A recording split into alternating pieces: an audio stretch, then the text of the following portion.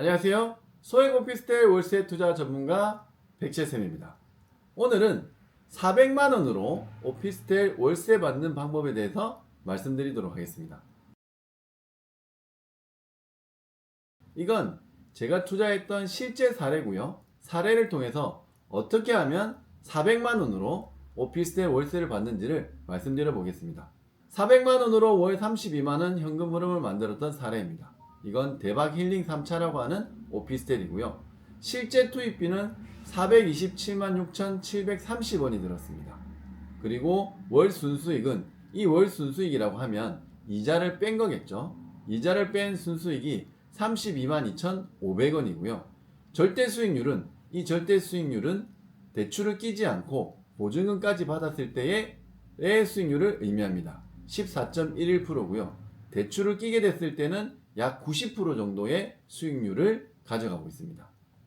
대박 힐링 3차 오피스텔은 부산시 사상구 계법동에 위치하고 있으며 2016년도 12월 달에 준공해서 준공 10년차 건물입니다. 세대수는 90세대, 최고층수는 14층, 주차 대수는 45대입니다. 제가 계약했던 면적은 전용 면적 기준으로 25.05제곱미터로 약 7.5평의 전용 면적을 가집니다. 대박 힐링 3차 오피스텔은 부산의 서쪽에 위치하고 있는 부산 사상구에 위치하고 있습니다. 지하철 2호선 사상역과 부산 김해 경전철 복합 이 환승센터가 있는 여기서 실제 거리가 약 한 220m 밖에 안 돼서 걸어서는 한 3분에서 5분 정도 밖에 걸리지 않는 초역세권에 위치하고 있습니다. 제가 실제로 이 물건을 분석했던 화면인데요. 이 오피스텔은 경매가 아닌 압류재산 공매로 낙찰을 받았고요. 감정가 1억 1,100만원일 때, 최저가 3,330만원일 때 입찰을 했습니다. 그래서 낙찰을 받았고요. 낙찰된 가격은 4,260만원이었습니다.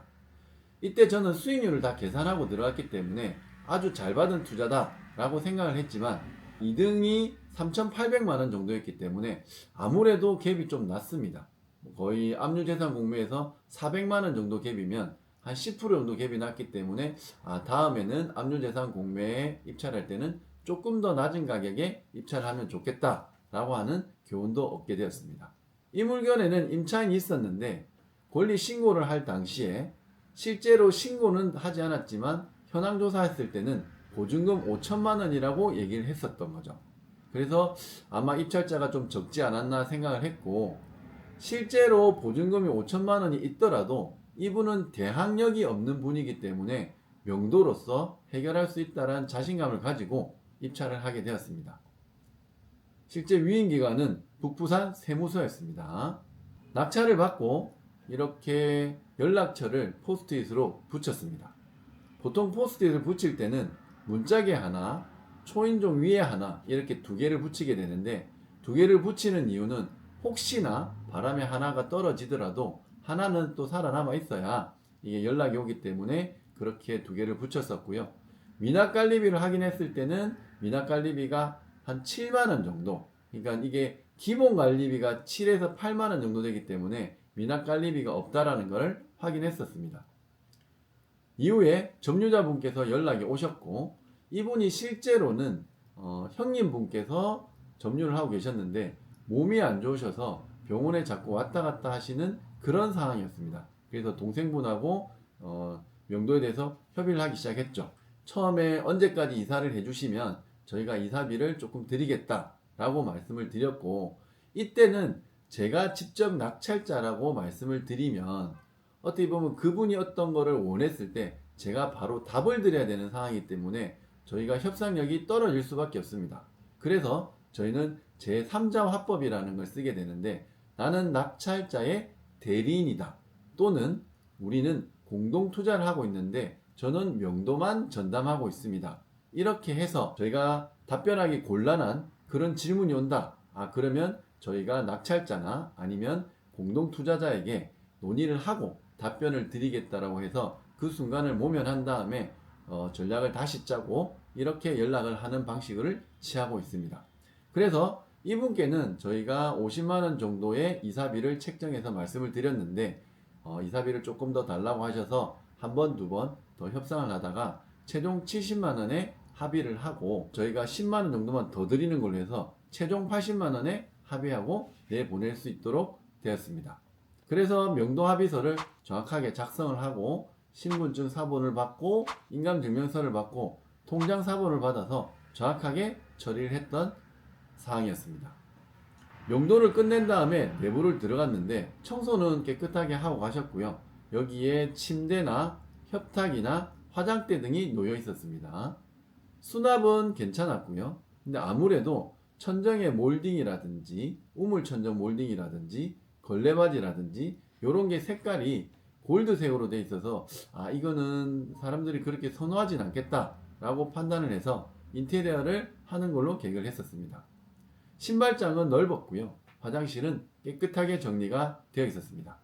여기는 독특한 게 주방이 실과 분리가 되어 있습니다. 실제로 원룸의 가장 큰 단점은 주방에서 어떤 요리를 하면 그 습기가 원룸 내부로 들어가기 때문에 곰팡이가 끼거나 습기가 차는 경우가 많습니다. 근데 다행히도 여기는 주방에 큰 창이 있어서 창을 열면 환기가 되게 잘 되고, 그리고 빨래 건조대까지 위치하고 있어서 빨래 건조대에 빨래를 넣을 수 있는 장점이 있었습니다. 그래서 이 물건을 어떻게 고칠까에 대해서 많이 고민을 하다가 침대나 협탁, 화장대, 블라인드 등은 폐기물 처리하기로 했고요.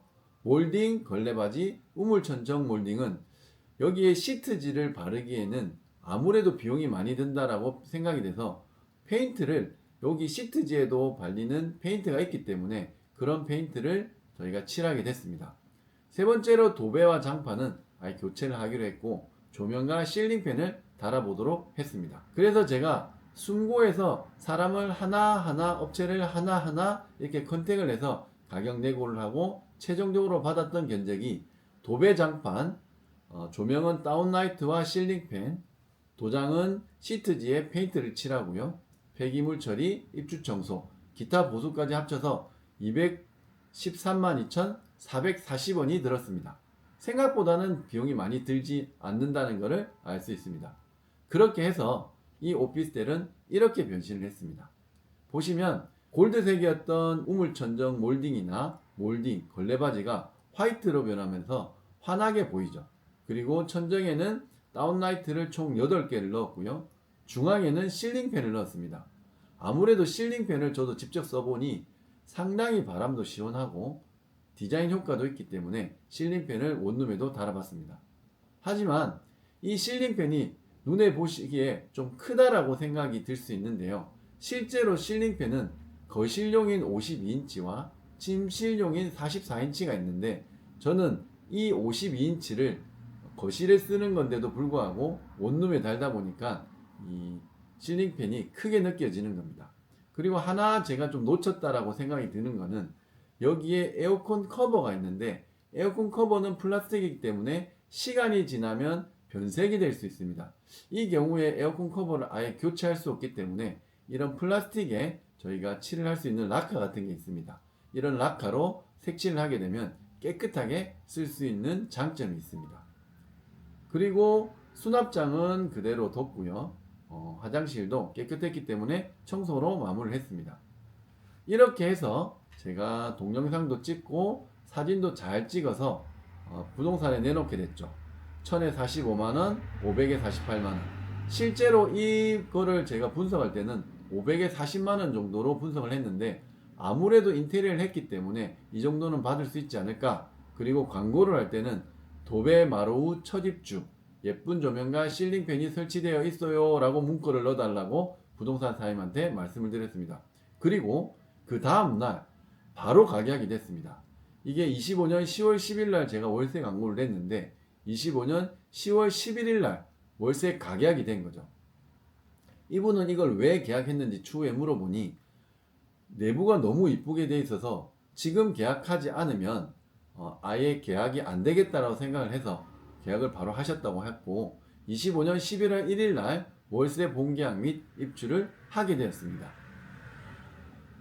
이렇게 해서 최종적으로 비용과 수익률을 분석해 보면 총 투입비는 취득값, 취득록세, 법무비, 중개수수료, 관리비, 명도비, 인테리어 비용 합쳐서 4,827만 6,730원이 들었고요. 낙찰가 4,260만원에서 낙찰가의 80%인 3,400만원을 대출을 받았고 당시에 4.5%의 금리로 5년 동안 이자만 낼 수 있는 거치인 상품인 사업자 대출을 받게 되었습니다. 그래서 대출이자는 한 달에 12만 7,500원, 월세는 1,000에 45만원. 실제 제 돈은 모든 걸 다 빼고 났을 때 427만 6,730원, 거의 400만원 정도밖에 돈이 들어가지 않았고요. 월 순수익은 제가 월세를 받는 거에서 이자를 빼고 32만 2,500원이 남게 되었습니다. 결국은 400만원으로 32만원을 남기는 아주 좋은 투자를 한 거죠.